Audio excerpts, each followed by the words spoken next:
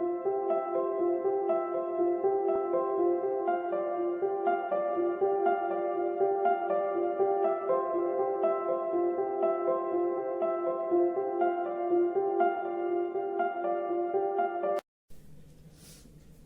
very good morning to all.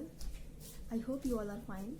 Myself Huma Nazmin Akhtar, and currently I am working with the MB group of institutions and posted in OSA, Kaushambi. I am a TGT English. With this video, I want to help my students who are facing a problem in their studies.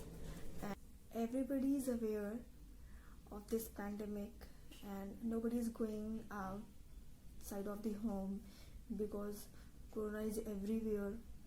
It is said to be at home. I know that it is a very tough time and everybody is locked down and the study is badly affected. So we the teachers are trying our best to deal with the problems of the students by conducting the online classes. And I know that you all are facing so many problems that you are not getting the exact study materials and the actual content of your courses. So I have decided to make it easy for all of you by making this kind of video of grammar, because literature portion is not so much problematic for you all.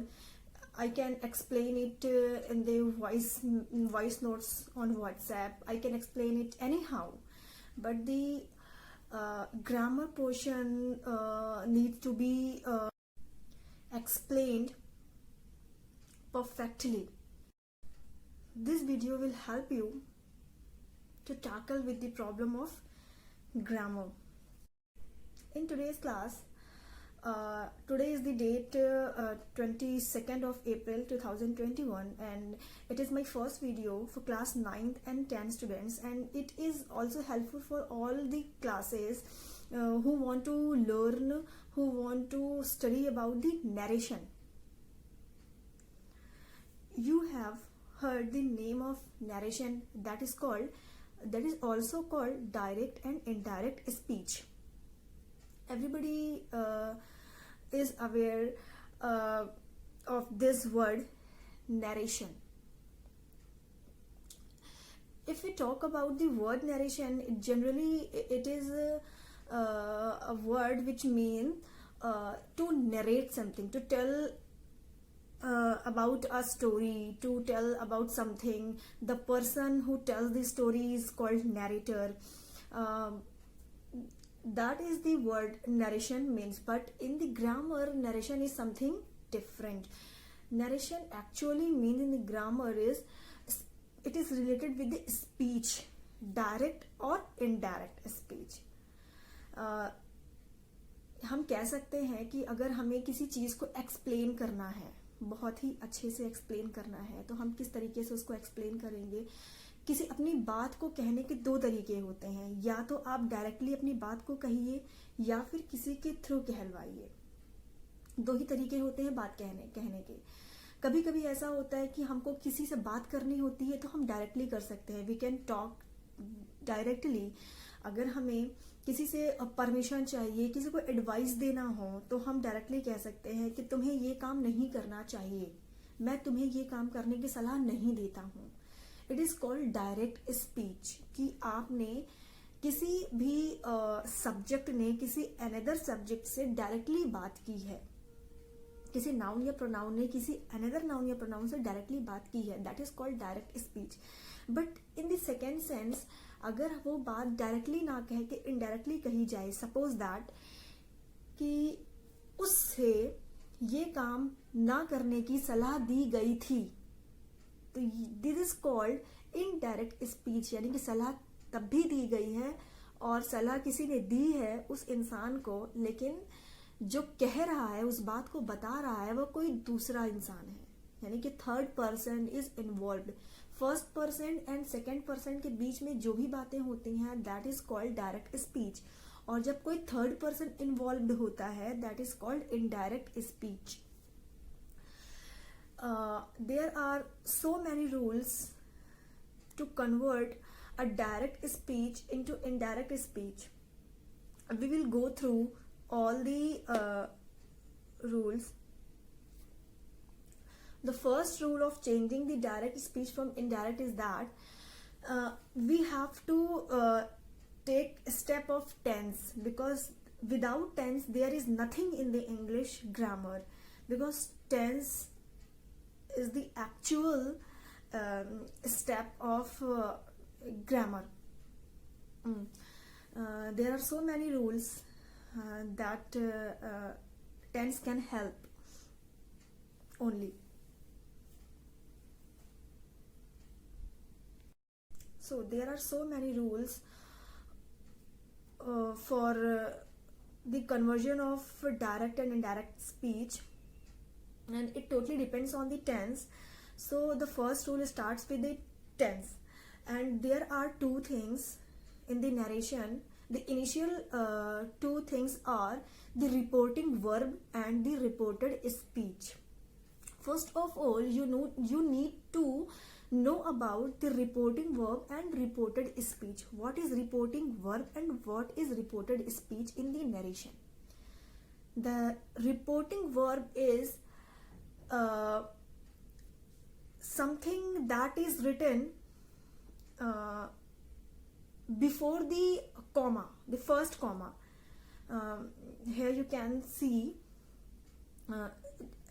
as we say, I said to him, मैंने उससे कहा. तो who said to whom, किसने किससे कहा, that is called reporting verb. कौन कह रहा है, अपनी बातों को कौन कह रहा है और किससे कह रहा है, that is called reporting verb. और रिपोर्टिंग वर्ब हमेशा इनवर्ट कॉमा के साथ होता है. रिपोर्टिंग वर्ब के जस्ट बाद आपको कॉमा लगाना होता है. तो वो पहचान होती है हमारी रिपोर्टिंग वर्ब की. रिपोर्टिंग वर्ब में या तो नाउन होगा या तो प्रोनाउन होगा. एक नाउन भी हो सकता है, एक से ज्यादा नाउन या प्रोनाउन भी हो सकते हैं. हम ऐसे भी कह सकते हैं आई सेड, उसके बाद भी हम कॉमा लगा सकते हैं. एंड अब हम आते हैं कि रिपोर्टेड स्पीच क्या होती है. रिपोर्टेड स्पीच जो कुछ भी कहा गया है, what ever is said, who said and to whom is called reporting verb, but what is actually said is called reported speech. यानी कि वो speech क्या है, and that is quoted with the inverted, double inverted comma. और reported verb जो reported speech जो होती है वो हमेशा डबल इन्वर्टेड कॉमा के अंदर कोटेड होती है. उसके बाद ही आपको उसके अकॉर्डिंग पंक्चुएशन मार्क्स लगाने होते हैं. The subject is assertive, it is in the positive और नेगेटिव सेंस, तो आप वहां पर फुल स्टॉप लगा सकते हैं. अगर आपका सब्जेक्ट इंट्रोगेटिव में है तो आप वहां पे क्वेश्चन मार्क लगा सकते हैं. इस तरीके से आप एक्सक्लेमेशन मार्क का भी यूज कर सकते हैं. तो ये थी हमारी इनिशियल स्टेप जो थी वो नरेशन की थी, reporting verb and reported speech. तो ये आपको समझ में आ गया होगा कि रिपोर्टिंग वर्ब क्या होता है, किसने कहा, किससे कहा, who said and to whom is called reporting verb. और जो कुछ भी कहा गया है वो होता है हमारा reported speech. I said to him, comma, फिर डबल इन्वर्टेड कॉमा में हम लिखेंगे I like to play cricket. मैंने उससे कहा, मैंने तो उससे कहा लेकिन मैंने क्या कहा वो है आपका रिपोर्टेड स्पीच. मैंने कहा, किससे कहा, रिपोर्टिंग वर्ब में आ गया, लेकिन मैंने कहा क्या, वो होता है हमारा रिपोर्टेड स्पीच. तो इतनी चीज आपको समझ में आ गई होंगी बहुत अच्छे से. इसी के साथ हम आगे बढ़ते हैं और आपको ये बताते हैं कि जो पूरा हमारा नरेशन है वो बेस्ड होता है हमारे टेंस पे. हमको हर जगह आपको ये देखने को मिलेगा कि टेंस में चेंजेस करने होते हैं. तो एवरीबडी नोज दैट टेंस जो होते हैं वो 3 होते हैं, क्योंकि tense is time. Everybody knows tense time होता है और टेंस 3 होते हैं, present tense, past tense and future tense. और हर टेंस के 4 पार्ट होते हैं. अगर वो प्रेजेंट की बात करें तो इंडेफिनेट टेंस होते हैं, उसके बाद आपका कंटिन्यूअस टेंस होता है, उसके बाद आपका परफेक्ट टेंस होता है और उसके बाद आपका परफेक्ट कॉन्टिन्यूअस टेंस होता है। सेम आपका पास्ट में भी आएगा, इंडेफिनेट टेंस, फिर परफेक्ट कॉन्टिन्यूअस टेंस, फिर perfect tense and perfect continuous tense, और फिर same goes with the future tense. Future tense के साथ भी सेम ही होता है कि indefinite, continuous, perfect and perfect continuous. इस तरीके से टोटल 12 टेंस हमारे पास होते हैं। 12 हमारे चार्ट बॉक्स होते हैं टेंस के लिए, जिसमें हमको कन्वर्जन करना होता है डायरेक्ट स्पीच से इनडायरेक्ट स्पीच में। अब इस तरीके से अगर हम बात करते हैं कि हमको कौन से टेंस को किस तरीके से कन्वर्ट करना है, तो रूल्स हमारे इस तरीके से हैं। अगर कोई सब्जेक्ट प्रेजेंट के इंडेफिनेट टेंस में है तो वो डायरेक्ट स्पीच से इनडायरेक्ट स्पीच में कन्वर्ट करने के टाइम पास्ट के इंडेफिनेट टेंस में चेंज हो जाएगा, प्रोवाइडेड दैट, बशर्ते कि रिपोर्टिंग वर्ब हमारा पास्ट इंडेफिनेट में होना चाहिए। अगर हमारा reporting verb present indefinite tense में है तो हमारा टेंस चेंज नहीं होगा, वो एज इट इज ही रहेगा। सपोज दैट आई से कॉमा, फिर हम इन्वर्टेड कॉमा में अपनी स्पीच लिखेंगे, आई लव कुकिंग। तो ये आपका प्रेजेंट का इंडेफिनेट टेंस में आता है, सिंपल टेंस में आता है। रूल्स कहता है कि जब भी हमारा प्रेजेंट का सिंपल टेंस होगा वो पास्ट के सिंपल टेंस में चेंज हो जाएगा। लेकिन रूल्स ने ये भी कहा है कि रिपोर्टिंग वर्ब अगर हमारा प्रेजेंट टेंस में ही है तो फिर हमको रिपोर्टेड स्पीच को उसी टेंस में रखना है, उसको किसी और टेंस में चेंज करने की जरूरत नहीं पड़ेगी। सपोज दैट आई से comma, inverted comma, I love cooking, तो उसका कन्वर्जन हम इस तरीके से करेंगे, I say that I love cooking. There will be no change in the tense while converting the direct speech from indirect if the reporting verb is in the present tense and the reported speech also in the present tense. Second important thing, second rule of the narration is reporting verb और reported speech को direct form में तो अलग अलग रखा जाता है और वो पंक्चुएशन मार्क, कॉमा और इन्वर्टेड कॉमा के साथ होता है। लेकिन जब भी हम डायरेक्ट स्पीच से इनडायरेक्ट बनाते हैं और सब्जेक्ट हमारा या तो नेगेटिव होगा या फिर पॉजिटिव या फिर नेगेटिव यानी असर्टिव सेंटेंस में आता है, अगर हमारा जो कि पॉजिटिव और नेगेटिव हो सकता है, अगर हमारे सेंटेंस या तो पॉजिटिव में है या तो नेगेटिव में है तो हम रिपोर्टिंग वर्ब के बाद कॉमा हटा करके दैट का यूज करते हैं। सब्जेक्ट हमारा अगर स्पीच हमारी अगर सिंपल है तो दैट का यूज हम करते हैं, ठीक है। तो इस तरीके से हम कन्वर्ट करेंगे। जैसा कि मैंने आपको पहले बताया था कि सब्जेक्ट हमारा जो पहला जो एक सेंटेंस था, आई से कॉमा, फिर इन्वर्टेड कॉमा में है आई लव कुकिंग, इसको हम कन्वर्ट करेंगे I say that I love cooking.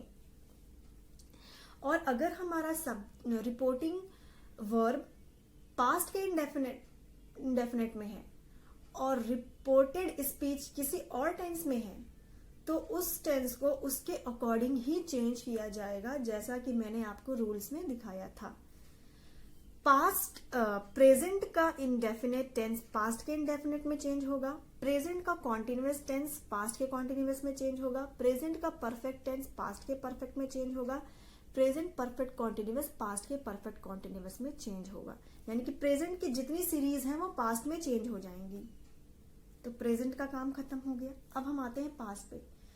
फिर कंफ्यूजन ये आती है, बच्चों को ये लगता है कि अगर हमने प्रेजेंट को पास्ट में दे दिया तो पास्ट की सारी चीजें फ्यूचर में चली जाएंगी या फिर पास्ट की सारी चीजें प्रेजेंट ले लेगा। नहीं, ऐसा नहीं होता।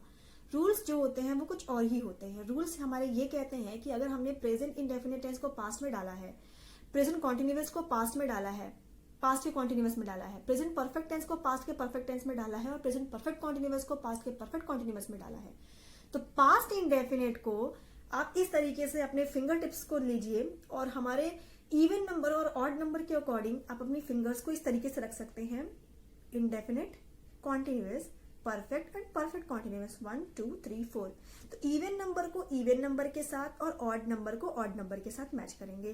पास्ट का indefinite, past, I am talking about past not present, past का इंडेफिनिट पास्ट के परफेक्ट में चेंज हो जाएगा और पास्ट का कॉन्टिन्यूअस पास्ट के परफेक्ट कॉन्टिन्यूअस में चेंज हो जाएगा। ओके, तो ये दोनों तो हो गए, पास्ट का इंडेफिनिट पास्ट का परफेक्ट हो गया और पास्ट का कॉन्टिन्यूअस पास्ट का परफेक्ट कॉन्टिन्यूअस हो गया। जो इनके रूल्स होंगे वो यहाँ पे अप्लाई हो जाएंगे। अब आती है हमारी पास्ट की परफेक्ट टेंस और पास्ट की perfect continuous tense. So there will be no change. Yes, past का परफेक्ट और पास्ट का परफेक्ट कॉन्टिन्यूअस टेंस कभी भी चेंज नहीं किया जाता है।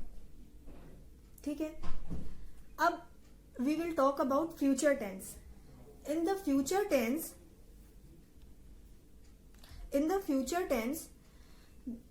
There is no need to change any tense, यानी कि फ्यूचर में ऐसा कुछ नहीं होता कि फ्यूचर के इंडेफिनिट टेंस को फ्यूचर के कॉन्टिन्यूअस में चेंज किया जाए या फिर फ्यूचर के परफेक्ट टेंस को फ्यूचर के परफेक्ट कॉन्टिन्यूअस में चेंज किया जाए।